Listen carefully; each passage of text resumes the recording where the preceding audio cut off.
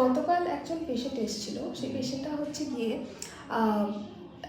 ৪৫ বছর বয়সী ভদ্রলোক। তিনি প্রায় লাস্ট ৫-৬ বছর ধরে রেগুলারলি মদ খাচ্ছেন, নেশা করছেন।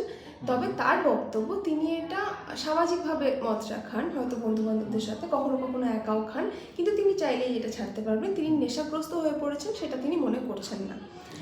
এইবার ব্যাপারটা হচ্ছে গিয়ে তিনি কিন্তু যখনই এরকম ড্রিঙ্ক করছেন, অনেকটা ড্রিঙ্ক করে নিচ্ছেন এবং তারপরে তার নিয়ন্ত্রণ হারিয়ে যাচ্ছে। তিনি বিভিন্ন লোকজনকে ফোন করে গালিগালাজ করছেন, খারাপ কথা বলছেন। এইভাবে তার যে একটা প্রফেশনাল জায়গা, পার্সোনাল জায়গা, সেগুলোও কিন্তু হ্যাম্পার হচ্ছে। তারপরেও তার মনে হচ্ছে না যে তিনি নেশাগ্রস্ত।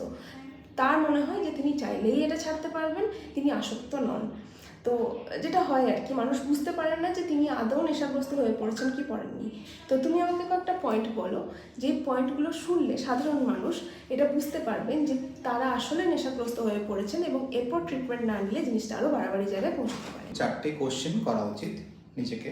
প্রথম হচ্ছে যে আমি যে মদ খাই এর যে ফ্রিকোয়েন্সি বা অ্যামাউন্ট, এটাকে আমি কমানোর কথা আমার কখনো মাথায় এসছে বা কখনো আমি ভেবেছি এটা নিয়ে, সেটা নিয়ে ভাবা উচিত একজনের। সেকেন্ড, কেউ যদি আমাকে মদ খাওয়া কমানোর কথা বলে বা মদ খাওয়াটাকে কেউ কোনোভাবে এটা নিয়ে তাৎপর্যক মন্তব্য করে, সেটা নিয়ে আমার কীরকম রাগ হচ্ছে কিনা বা বিরক্ত বোধ হচ্ছে কিনা, সেটা নিজেকে কোয়ারি করতে হবে।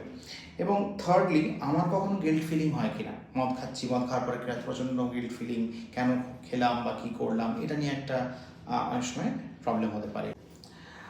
এবং ফোর্থলি, সকালবেলা ঘুম থেকে উঠে প্রথম জিনিস আমার নিজেকে স্টেডি করার জন্য, যে একটা অস্থিরতা বা হাত পা কাঁপছে এই ব্যাপারটাকে কমানোর জন্য, হ্যাংওভার কাটানোর জন্য আবার মদেরই আশ্রয় নিতে হচ্ছে কিনা। তো এই জিনিসগুলো যদি ইয়েস অ্যান্সার হয়, তাহলে কিন্তু আপনি অলরেডি নেশার মধ্যে চলে গেছেন এবং আপনাকে কোনো প্রফেশনাল হেল্প প্রয়োজন, এবং এর জন্য দেরি করবেন না। অনেক সময় বেশিরভাগ মানুষের ডিনায়ালটা খুব বেশি থাকে এই ক্ষেত্রে।